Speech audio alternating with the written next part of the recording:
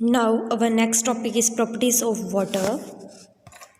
We know that pure water is colorless, odorless and tasteless liquid. हमें पता है कि जो हमारा प्योर वाटर जो होता है एग्जैक्ट, अगर प्योर वाटर जो होता है वो कलरलेस होता है, टेस्टलेस होता है और स्मेललेस होता है. We also known that water has no fixed shape, और वाटर का कोई फिक्स शेप नहीं होता है कि वो ट्राइंगल में रहे या स्क्वायरल में रहे. Okay, and that is take the shape of any container it is pour into water. Water has other properties too. Okay, water की बहुत सारी अदर प्रॉपर्टीज़ है, लेकिन वाटर का कोई फिक्स शेप नहीं होता है. हम उसे जिस शेप में रखेंगे वाटर हमारा उस शेप में हो जाएगा. ओके, सो देखते हैं हम वाटर के शेप कैसे क्या होते हैं. Look at the picture and the amount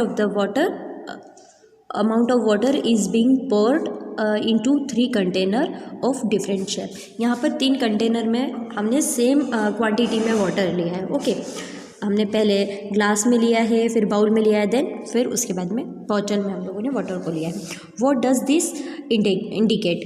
it indicate that there is no change in the volume. Water की वॉल्यूम में कोई चेंजमेंट नहीं होगा. हमने सेम बराबर लेवल में, मतलब सेम मात्रा में जो है हम लोगों ने वाटर को तीनों कंटेनर में फिल किया है. It indicate that there is no change in the volume of the water when it is poured into 3 container of the different shape. The amount of the space occupied by water or any other liquid is also known as volume. The volume of a liquid is measured in liter and milliliter. जो liquid होता है, liquid की जो volume होती है उसे litre और millilitre के रूप में उसे काउंट किया जाता है. उसका जो मेजर्ड होता है उसे लीटर और मिलीलीटर करके ही हम लोग जानते हैं उसे. ठीक है. The amount of the space occupied by the water और any other liquid is known as its volume.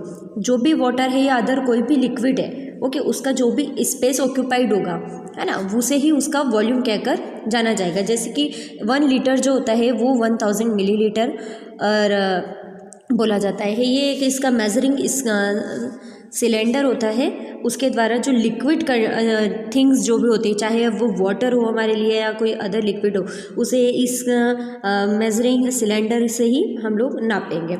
लेकिन 1 litre is equal to 1000 millilitre होता है. लिक्विड को हम लीटर और मिलीलीटर में ही मेजर्ड करेंगे. The volume of liquid can be measured using measuring cylinder. This cylinder are made of plastic, glass और metal.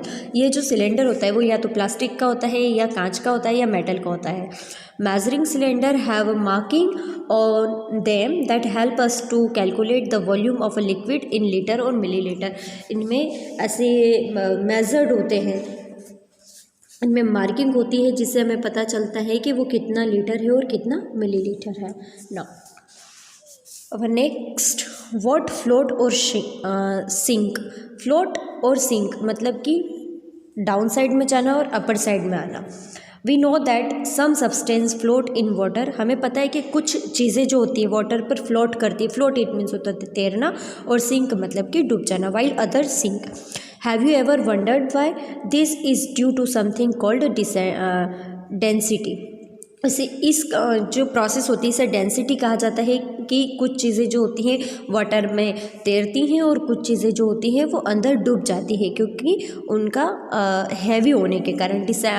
Density can be explained as the relationship between the mass मतलब कि weight of an object and its size. All the things that we see around us are made of tiny particles in some substance like iron, nails. The particles are closely packed and thus their density is more. मतलब आपने देखा होगा कि कुछ जो parts होते हैं उसमें बहुत जैसे कोई लोहे की चीज़ हुई है, कोई आयरन या प्लास्टिक कि कोई भी चीज़ होती है, तो प्लास्टिक जो होता है वो हल्का होता है इसलिए उसकी डेंसिटी लो होती है और वो वाटर पर फ्लोट करती है. लेकिन लोहे की डेंसिटी जो होती है वो ज़्यादा होती है इसलिए वो सिंक हो जाती है. समझ रहे हैं आप? मतलब ये है कि अगर कोई बॉक्स है, अगर उसके अंदर हम लोगों ने कोई आइटम रखा और हमने बहुत क्लोज करके उसको एकदम कवर करके रखा, तो उसका डेंसिटी हैवी हो जाएगा और वो वाटर में फ्लोट नहीं करेगा, मतलब तैरेगा नहीं। In other substance the particles are loosely packed. अगर हम किसी सब्सटेंस के अंदर, किसी के अंदर अगर हम बहुत क्लोज आइटम फिल करेंगे तो उसका वज़न ज़्यादा हो जाएगा, और हमें अगर हम किसी बॉक्स को लूजली पैक करेंगे, हल्के से पैक करेंगे, तो उसका वज़न कम रहेगा। And thus the density is lesser. Two object of equal volume can also have different density. दो ऑब्जेक्ट की अलग अलग वॉल्यूम होती है और उनकी अलग अलग डेंसिटी होती है। Two object of equal volume can also have different density. अगर एक जैसे बराबर बॉक्सेस है, अब मेरी यहाँ पर ध्यान दीजिएगा, इन दोनों बॉक्सेस का शेप और साइज़ जो है वो बराबर है, लेकिन इनकी डेंसिटी अलग अलग है। इसमें हम लोगों ने बहुत ज़्यादा आइटम फिल किया हुआ और इसमें हमने कम फिल किया। तो कम फिल किया है तो इसकी डेंसिटी जो होगी कम होगी, ये हल्का होगा, इसलिए ये फ्लोट करेगा। और इसमें हम लोगों ने ज़्यादा आइटम भरा हुआ है तो इसका डेंसिटी हैवी होगा, इसलिए ये डाउन साइड में चला जाएगा। Is that clear? Take a feather and drop into the basin of water. You will notice that the feather start floating as its density is lesser than of the water. आप एक feather लीजिएगा और उसे water में डालिएगा, आप देखेंगे कि वो पानी पर तैरेगा क्योंकि उसकी density water से बहुत ज़्यादा कम होती है। When the density of a substance is lesser than that of water, the substance float on it. When the density of a substance is lesser than the water that of the water or substance float on it. अगर किसी की density जो है कम है तो वो water पर float करेगा। What will happen if you drop a stone in water?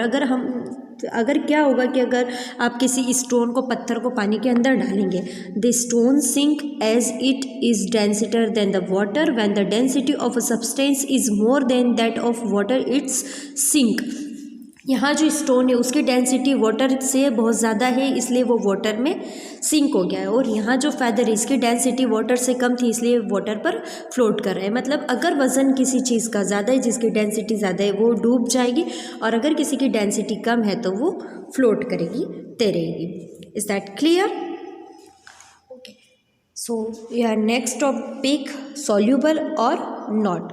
When we mix two और मोर सब्सटेंस टुगेदर, जब हम दो या दो से ज़्यादा चीज़ों को एक साथ मिलाते हैं तो it is said to be mixture.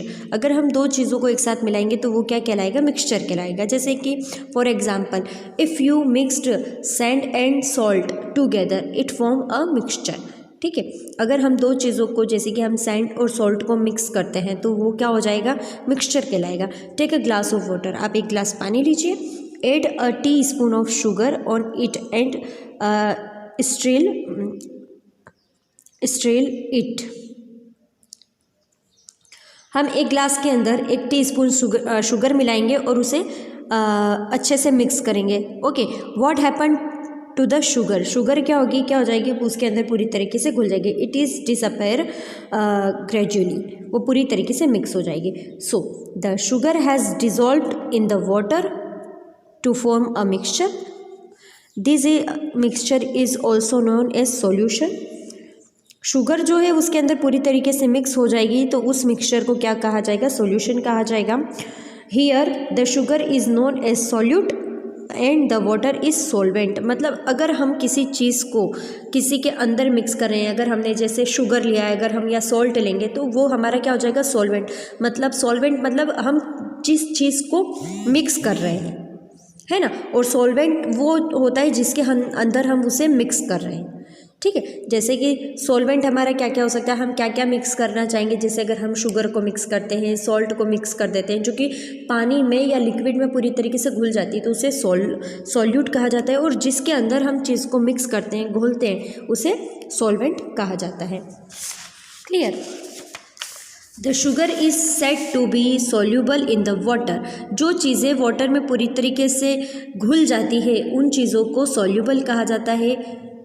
Can you name some other substance that would dissolve in the water to form a solution. क्या आप ऐसी और कौन सी चीज़ों के नाम बता सकते हैं जो वाटर में पूरी तरीके से मिक्स हो जाती है, घुल जाती है। मैं एक बार फिर से रिपीट करना चाहूँगी, अगर हम किसी चीज़ को वाटर के अंदर या लिक्विड के अंदर मिक्स करते हैं तो उसे सॉल्यूट कहा जाता है। जिस थिंग को हम मिक्स करते हैं उसे सॉल्यूट कहा जाता है, जिसमें हम मिक्स करते हैं उसे सॉल्वेंट कहा जाता है। मतलब जो चीज़ें वाटर में घुलने के लिए होती है, जो उसके अंदर घुल जाती है उसे सॉल्यूबल कहा जाता है, मतलब जो चीज़ें वाटर के अंदर घुल जाती है। ओके, सो आज के लिए इनफ करेंगे। Bye bye.